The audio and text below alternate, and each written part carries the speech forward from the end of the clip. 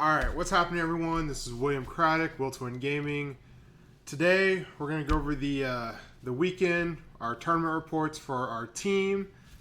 So we had Paul, who finished 27th, I believe, in the regional yesterday, or the Treasure Cup. We had me, I finished 14th in the Treasure Cup. And we had our teammate Impact, Josh Graham. He was playing a live tournament and he made top 8. So he won his first serial Luffy. And yeah, let's talk about it. Let's talk about the tournament. Getting into it, I played this version of Whitebeard. I call it Hybrid Beard. You know, it's just kind of an amalgamation of all the good Whitebeard cards. What was very interesting about my list, and I'll talk a little bit about this when we go more in depth, is that my list is more designed to go first, right? So I played this tournament. It was 9 rounds. I lost 7 dice rolls. All right, 7. Now that's kind of unfortunate. It happens, of course. Normally, against almost every matchup, you see Whitebeards choosing to go second, right? This is very common. So in my 7 matchups, lost 7 dice rolls. I had to go first 9 times, right? Yeah, I went first 9 times. So I didn't go second once the entire tournament. Which for most Whitebeards are like, the sky is falling, that's terrible. But I didn't find it that way, and I'll talk about it in each matchup. So let's start off. My round 1, I played against Magellan, which was interesting because he won the dice roll and chose to go second. I would think Magellan's want to go first to get Magellan out, but I guess it does kind of stop my, Atmos into something like a Marco curve. Because even if they have Magellan, I get my Atmos out first, then I get to play a Marco or maybe a Rush Luffy. But he chose to go second. It was honestly a pretty close game. During the mid-game at some point, he played 2... I think it was a 6 Dawn turn, or maybe the turn after, his 8 Dawn turn. He played 2 5Ks for 3. And normally as a Whitebeard player, I'm like, okay, this is fine. That card, he has to invest Dawn to poke my leader with it. So 2 5Ks for 3, not a problem.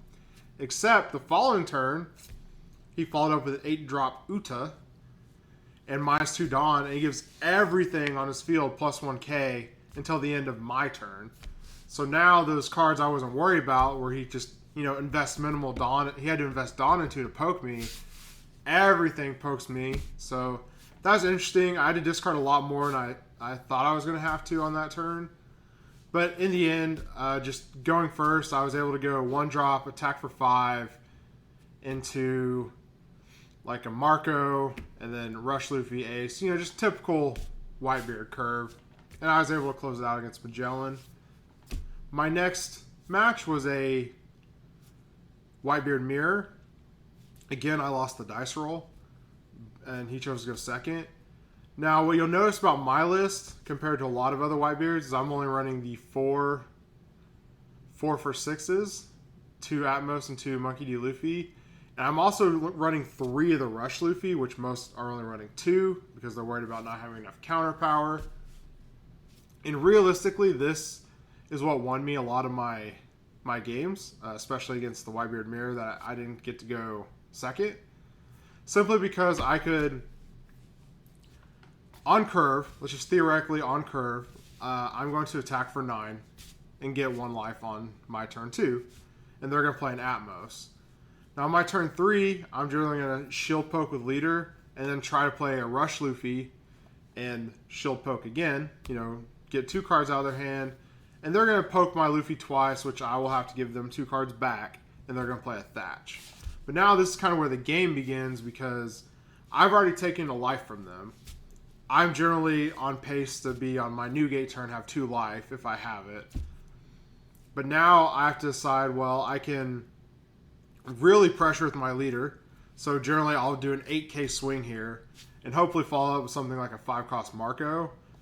And that way, going into their Newgate turn, or turn before that, I'll be able to threaten Luffy with 9 Dawn and attack for 15. So they kind of have to keep their shields up a little bit because they can't play like a Fosa or a Chopper to chump out, you know, a big attack because it's my Luffy. And I'm not going to attack with it again. I'm just going to leave it standing so it's always a threat for a high damage attack. I ended up taking that game. I think this one in particular, I ended up having my Newgate. And he had Newgate back, but I was a life ahead, and I was able to survive his turn. So by the time I cracked back, he had, like, you know, 4 cards in hand. I had a Newgate, so there wasn't much he could do. All right. Next 4 rounds? Yes. My next 4 rounds, and y'all love this because I know we love to hate on Zoro. A lot of people don't like Zoro. But the next 4 rounds, I played Zoros, right? I lost every single dice roll to Zoros. And every single one chose to go second. I'm like, okay, deal. This is fine. I typically mulligan to try to find a 1-drop. Not because to find a search for something like a Marco or maybe a Rush Luffy. It was because I love to go first, play a 1-drop, my next turn attack for 5, attack for 6. That was my favorite opener against Zoro. It's really strong against Zoro. And of course, if I have like an Izo, it helps me find a Marco. But in general, honestly, Zoro was pretty easy. My first Zoro opponent got probably the unluckiest of all my Zoro opponents because he ended the game with... I actually attacked him for 8 while he had 6 cards in hand, and he could not counter out. Like, that was his final. He had no life. He had 6 cards in hand. I played Newgate, attacked for 8, and he just died, right? His hand was awful. He had 3 Fire Fist, like a Jambay, and like a Gordon and something else, like a 1K. Like, he couldn't counter out of it, which is unfortunate. My next couple Zoro games all kind of blend together. There's nothing terribly special about them. I kind of just rinse and repeated my strategy of mulligan for a 1-drop, and then hopefully on turn 3 I have a Marco or a Rush Luffy, which I play a bunch of them, so I usually do. Then turn 4, I like to have... This turn 4 is kind of the crucial turn against Zoro. It really depends what they do. But if they shields down on turn 4, and I play like a Marco, if I can go like 6 with Marco, 7 with Leader, Rush Luffy 7, that's preferable to something like an Ace because I like having that extra 7k attack to get 2 cards out. And usually if they do that, they're either low on cards, and if they don't do that, they're low on life. So I really like to pressure Zoros when they shields down and don't have a guard point up. That's when I really like to go for those 8 or those 7k attacks. Like, that is my favorite strategy to employ. Because generally Zoro is very good at using all their Dawn. And if they're on 3 life, they're like, well, I'm not gonna die, you know, I'm not pressured. Right? And sometimes when on 3 life, they'll even take that first 6k attack. And then you follow up with 7/7, they're like, well, I have to give up 2 cards or I go to 0 life, right? Which is just a death sentence for them. So that was my next 4 rounds was Magellan, Whitebeard, Zoro, Zoro, Zoro, Zoro. I won all of those pretty clean. And then we get to round 7. Now round 7 is going to be a lesson to me. It's going to be a lesson to everyone else. It's Whitebeard on Whitebeard. He wins the die roll. He chooses to go second. We're having a pretty close game. My hand is pretty stacked, and his board is stacked. So like my hand is stacked, his board is stacked, his hand is pretty empty. I think like 4 cards, 5 cards maybe. And I just tried to ace his board. He protected his ace, used most of his cards. And then it's his turn, and I'm doing some calculation after I draw my last life. And if he loads up all his Dawn, I'm dead exactly. My last life was a Chopper. Alright. And now, this is the unfortunate part. So in the middle of his turn, he's in the tank. My hand is face down on the table. My internet goes out. And I'm like, shit. Alright. So the first thing I do is I always have my phone nearby. I scramble for my phone. It takes me about a minute. I say 45 seconds to a minute to get my Discord up on my phone. And then I'm sitting there hanging it, above my mat. And I'm like, hey, Judge, I'm here.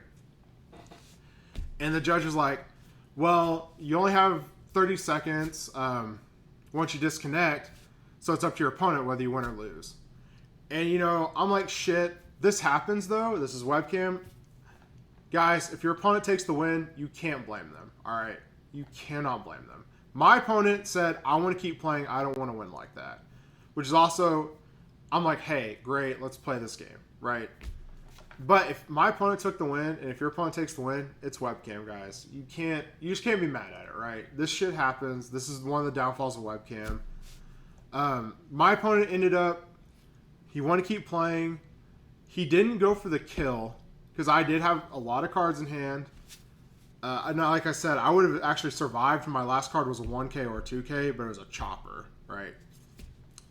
But he ends up trying to ace back and clearing my board up again, and I kill him on my following turn.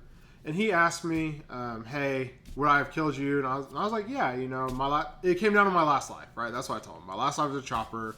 If it was a 1K, I would have survived exactly. If it wasn't, I was dead.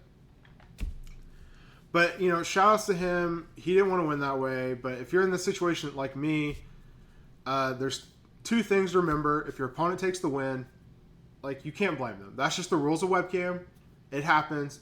Like, you can't do anything about it. And second, you should also be recording, which I'm always recording my matches when I play on webcam. That way, if there's a question, even a question, you know, so like my camera looks down on here. So if my internet goes out, right, I put my hand face down in a pile, and this camera is always recording. Right, so it doesn't matter if the internet went out. There's footage like I didn't touch anything, right? And that's what's important, okay? The second lesson I learned from this is, so after that happened, they're just like, hey, if this happens again, you get disqualified because you get a warning if your camera freezes up in a match. I was like, okay. So I got my fiance's laptop. I tethered it to my phone, so like the phone, my internet phone. So I had two webcams set up just in case my internet blinked out again. So that's probably something I'm going to do in the future now, is have two webcams set up, because they said that's fine. You just have to tell them, and you have to have two Discord accounts, but it'll probably be worth it, right? If you're playing these events and you just don't want to lose, like I could have lost, to your internet going out randomly. So that was a good start at this point. I'm 7-0. I'm cruising. Round 8, I play against Whitebeard Mirror. I lose the die roll. He goes second. He has the decent curve. You know, he goes Atmos and Thatch. My hand is not bad. The only problem is on turn 1, I played an ISO and I missed. And that really kind of crunched me.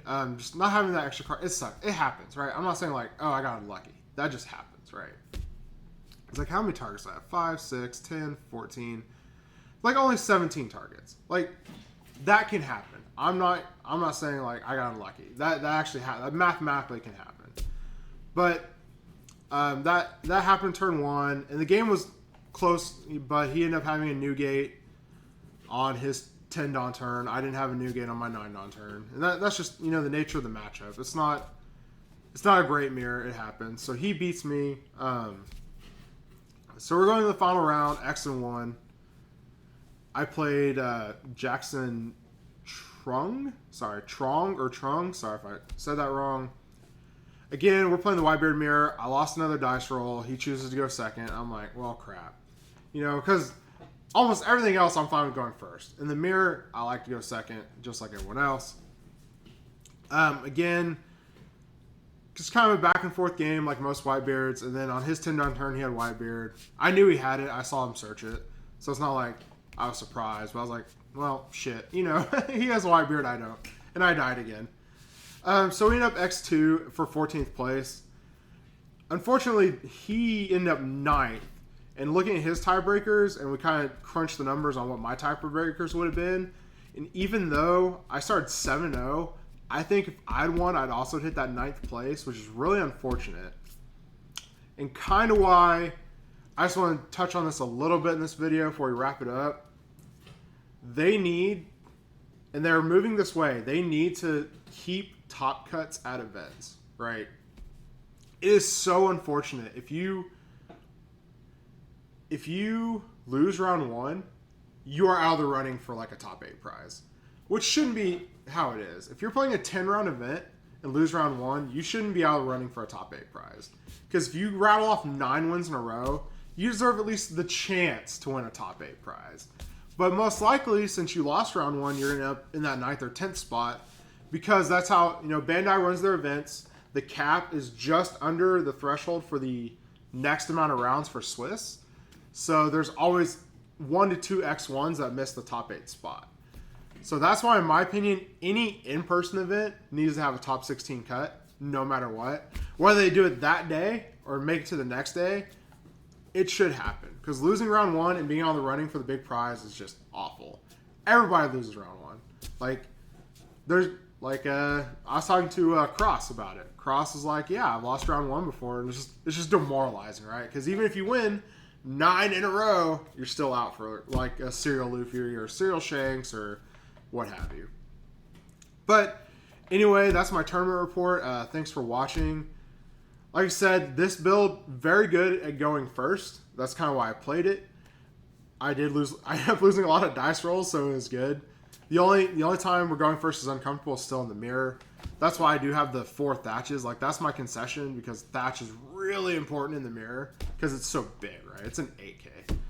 But yeah, thanks for watching, everyone. Shout outs to Paul. Shout outs to Impact. Oh, and shout outs to Tweak, who was one of our coaches, and he came in and he's like, hey, I want a top 64, and he got 21st. And he actually played another one of our patrons. They were on table 12 in like round 8, which is crazy. Like, because we see all these, we saw these people in the daily in our Patreon, and we're coaching them, and now we're seeing them at the top tables, the events we're playing at. It's just kind of a good feeling knowing that what we're doing is working. So that's a little bit, advertisement. Check out our coaching. Check out our Patreon. Don't forget to like, subscribe, and be on the lookout for our OP04 content starting at the end of next week. So next week's our last regional. That's going to be in person. And then past that, we're going to start releasing OP04 content. I've been practicing OP04. I have a lot of decks lined up. We're also going to release a video about how to win at pre-release. That's going to be from Keck Filet, Sage Tyler Cordova. He's on our team. He's our social media manager. So we're going to have a lot of cool stuff coming up for the next set. And yeah, that's it. Thanks for watching. Don't forget to like, subscribe, and we'll see y'all next time.